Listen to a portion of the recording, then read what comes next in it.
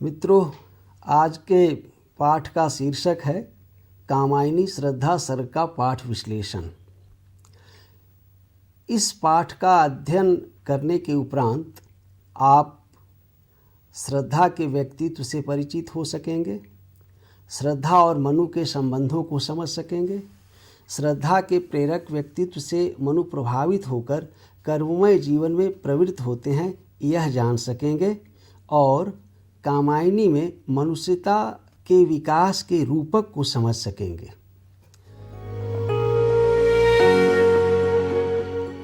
कामायनी प्रसाद का ही नहीं, छायावाद और आधुनिक हिंदी कविता का प्रकर्ष है। कामायनी में आकर खड़ी बोली हिंदी काव्य भाषा के रूप में एक नई ऊंचाई छूती है। कह सकते हैं कि यह मध्यकालीन काव्य भाषा ब्रजभाषा से होड़ लेती हुई आगे बढ़ती है। कामायनी में प्रसाद ने पौराणिक आख्यान को आधार बनाकर अपने समय और समाज की समस्याओं को हल करने का प्रयास किया है। इस अर्थ में कामायनी पुरानी सभ्यता से नई सभ्यता में संक्रमण करते हुए समाज का काव्य बन जाता है। प्रसाद ने मानवीय मनोभावों को मूर्त रूप प्रदान करते हुए समय और समाज की समस्याओं को काव्यमय रूप में प्रस्तुत किया है। इस प्रस्तुति में सर्ग मानवीय मनोभावों के रूप में व्यक्त हुए हैं और उन सभी को प्रसाद ने मानवीकृत रूप में प्रस्तुत किया है। कामायनी इस अर्थ में प्रसाद की सर्वोत्तम कृति है।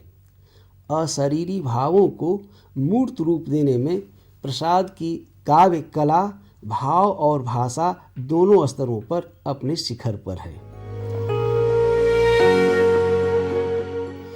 कामायनी के चिंता नामक प्रथम सर्ग में काव्य नायक मनु अपने सद्यः विगत अतीत को याद करते हैं और देव सभ्यता के विध्वंस से परेशान हैं।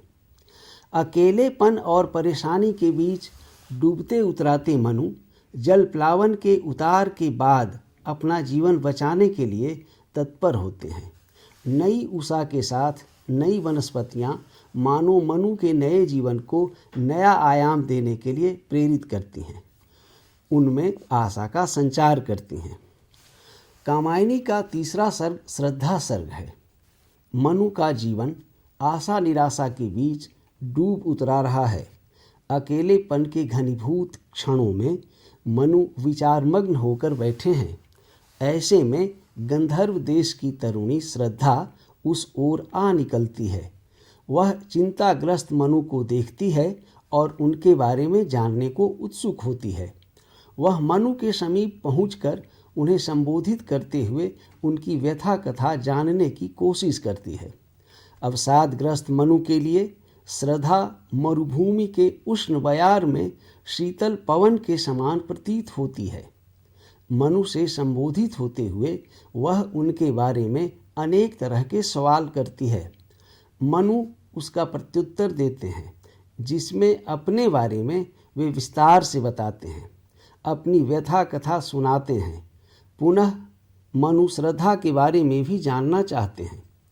अपना परिचय देती हुई श्रद्धा मनु को कर्ममय जीवन में प्रवेश का संदेश देती है और इस कार्य में वह मनु की सहायिका बनने के लिए तत्पर होती है।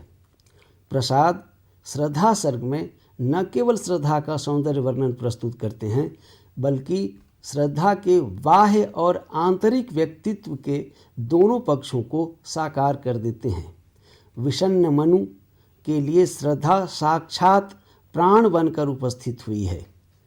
अपनी उदारता, अपनी प्रेरणा, अपनी सृजनशीलता के साथ वह मनु को जीवन पथ पर आगे भी बढ़ाती है और स्वयं उनकी सहचरी बनकर मानव सभ्यता के विकास को नया आयाम देती है।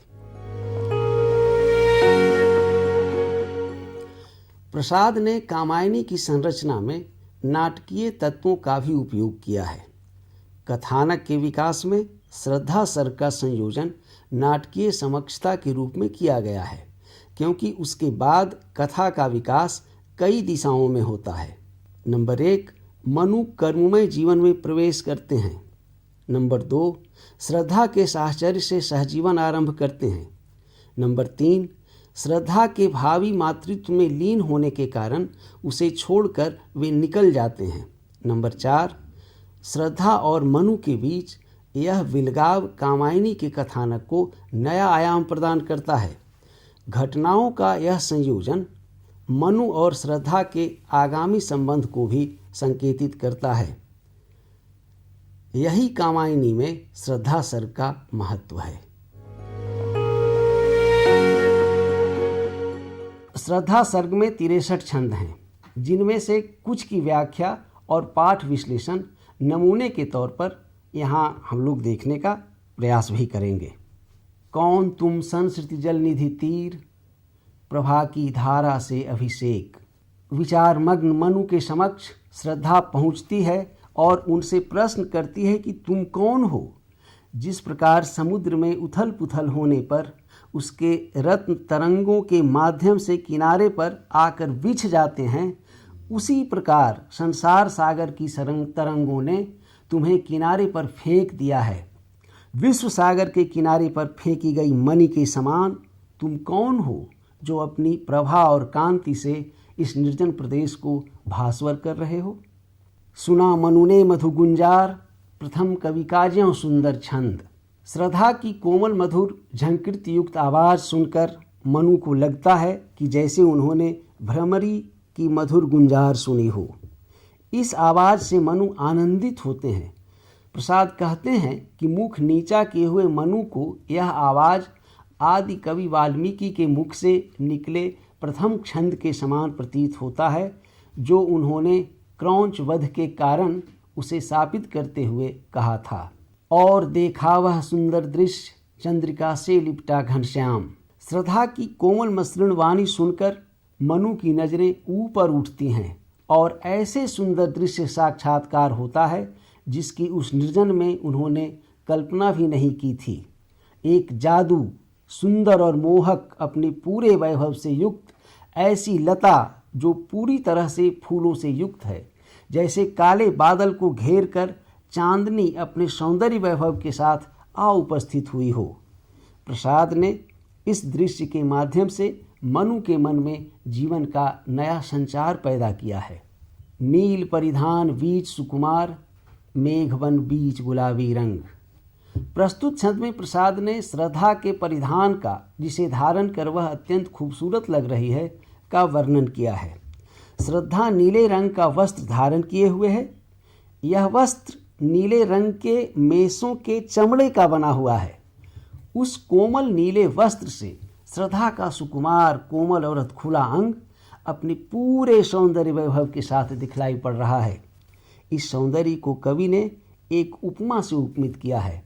परिधान से ढके शरीर में से अधखुले अंग ऐसे प्रतीत हो रहे हैं जैसे काले बादलों के वन में गुलाबी रंग की बिजली का फूल खिला हो, क्योंकि श्रद्धा के नीले रंग का वस्त्र धारण किया हुआ है और उसका रंग गेहुआ गुलाबी था। दोनों के बीच प्रसाद ने रंगों का विरोधाभास प्रस्तुत किया है, जो एक दूसरे के सौंदर्य के पूरक बनाए हैं। इसके बाद प्रसाद कई छंदों में श्रद्धा का सौंदर्य वर्णन करते हैं, जिनके द्वारा मनु के मन में श्रद्धा के प्रति कवि ने आकर्षण पैदा किया है। इसके बाद श्रद्धा के प्रति मनु का संवाद प्रारंभ होता है। कहा मनु ने नभधरनी बीच, शून्य में फिरता हूँ असहाय। इस छंद से मनु श्रद्धा के सवालों का जवाब देना प्रारंभ करते हैं। अपने को अत्यंत दीनहीन प्रदर्शित करते हुए श्रद्धा से कहते हैं कि इस धरती और आकाश के बीच मेरा जीवन निरुद्देश्य से बना हुआ है, अनेक उलझनों में फंसा हुआ है। यह अजीब किस्म का रहस्य है जिससे निकलने का रास्ता दिखाई नहीं पड़ता। प्रसाद एक उपमा से मनु के जीवन को उपमित करते हैं, जैसे आकाश में टूटा हुआ एक उल्का पिंड असहाय शून्य में भटक रहा हो, ऐसा ही मनु का जीवन है। शैल निर्झर न बना हतभाग्य, आह वैसा ही हूँ पाखंड।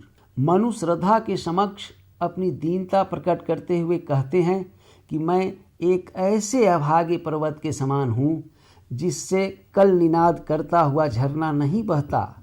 मेरा जीवन ऐसे जड़ीभूत हिमखंड के समान है जो पिघल न सकने के कारण दौड़कर समुद्र के अंक में नहीं मिल पाया। मनु इस तरह से अपने जीवन को अत्यंत निरर्थक बताते हुए अपने व्यर्थता बोध को प्रकट करते हैं और वे अपने जीवन को पाखंड बताते हैं। व्यर्थता बोध का यह क्षण प्रलय से बच निकले मनु के मुंह से व्यक्त हुए अत्यंत मार्मिक और हृदयस्पर्शी उद्गार हैं।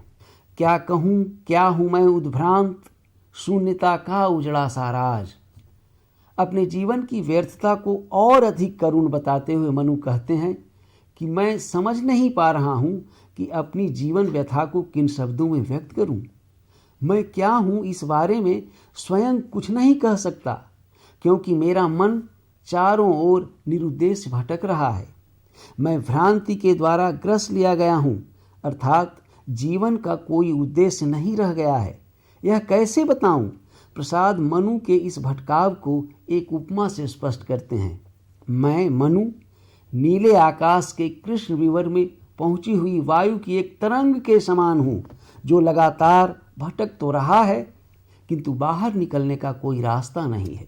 या जैसे किसी उजड़े प्रदेश में नीरवता छा जाती है, उसी प्रकार मेरा जीवन भी निरुद्देश्य और व्यर्थ होकर शून्य में इधर उधर भटक रहा है। अपनी दीन दशा को बताने के लिए मनु श्रद्धा से उसके बारे में जानना चाहते हैं और श्रद्धा के सामने प्रश्न के रूप में अगला छंद रखते हैं। कौन तुम बसंत के दूत, तपन में शीतल मंद बयार। मनु पूछते हैं कि इस उजड़े प्रदेश में, जो कि शुष्क पतझड़ के मौसम से गुजर रहा है, ऐसे में वसंत के दूत के समान सुंदर रूप धरकर आई हुई तुम कौन हो।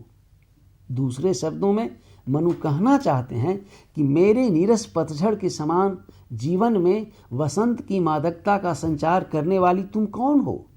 जिस तरह से घने अंधकार में बिजली की एक रेखा प्रकाश बिखेरती हुई इस छोर से उस छोर तक चली जाती है, उसी तरह मेरे जीवन के निराशा रूपी अंधकार में चमकती हुई आशा के किरण के समान आई हो।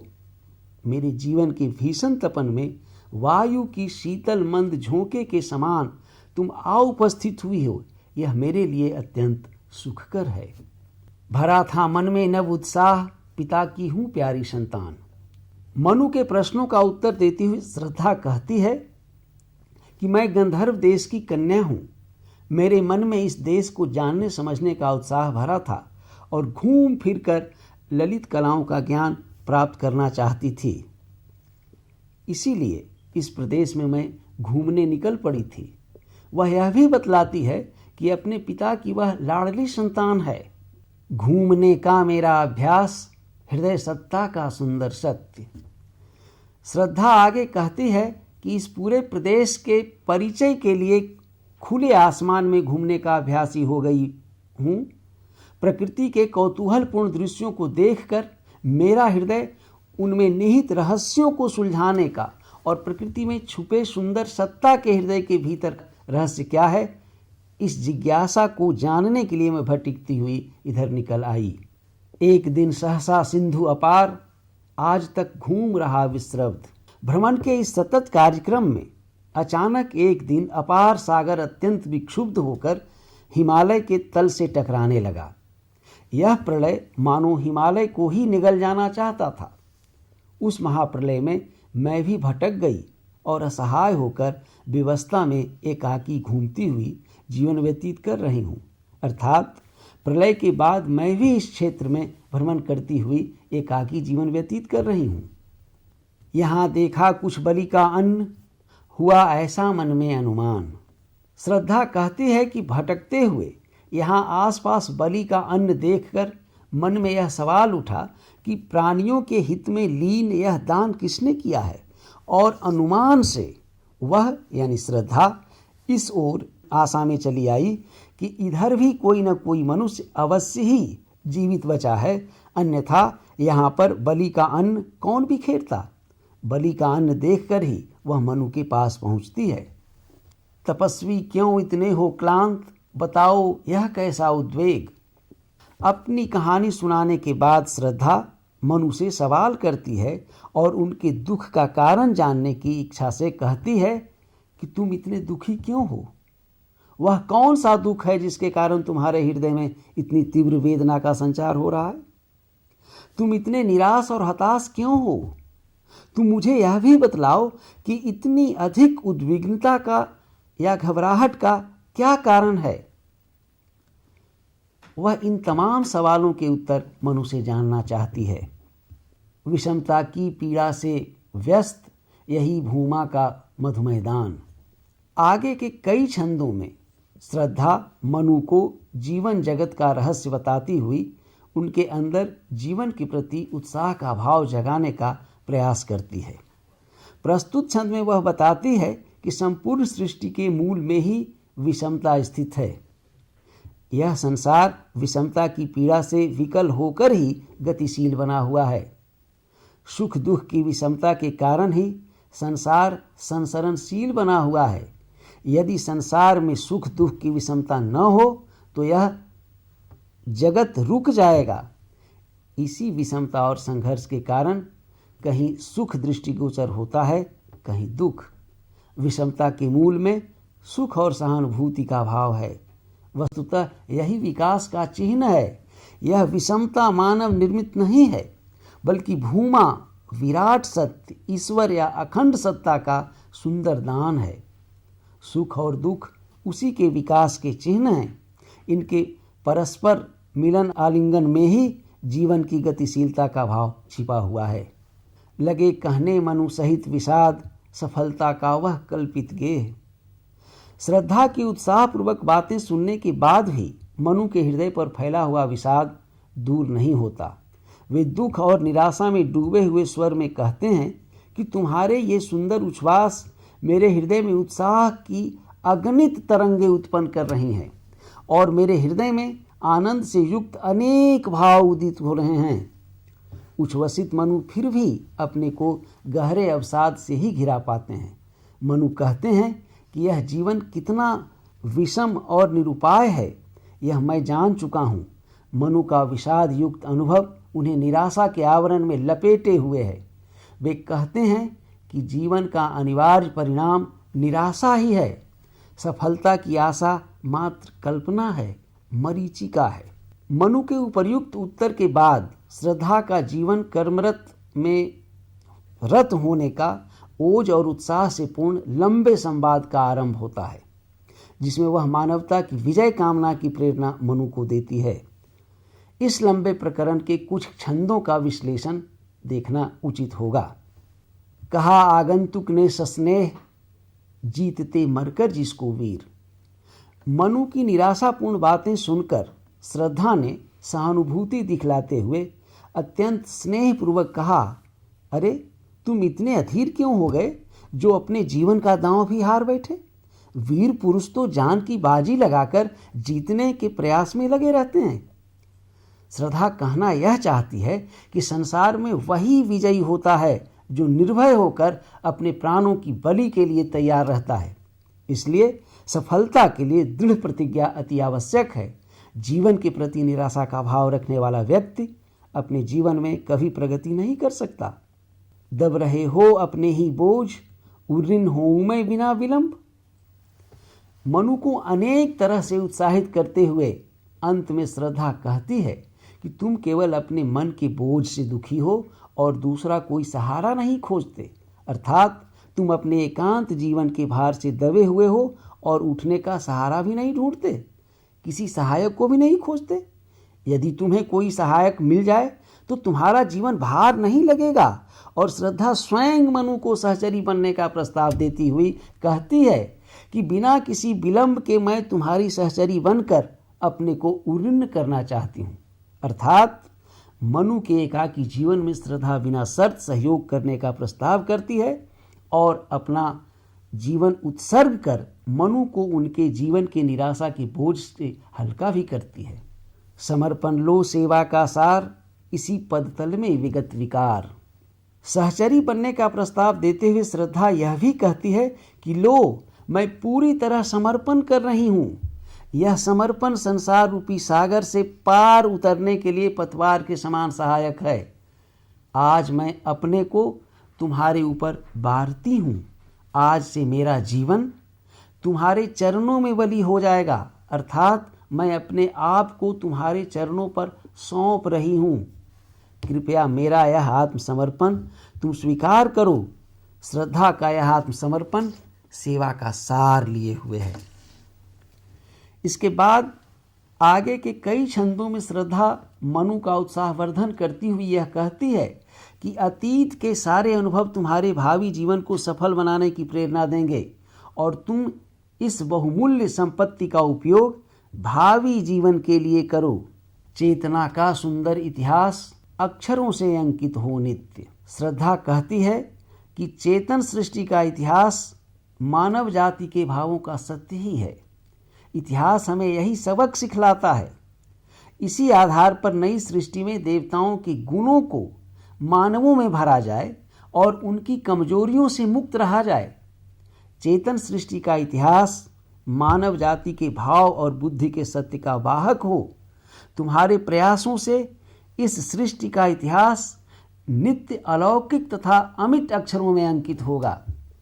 अखिल मानवता की समस्त अनुभूतियों का सत्य इस संसार के हृदय पटल पर दिव्य अक्षरों में लिखा जाए और इस तरह चेतना का सुंदर इतिहास निर्मित हो।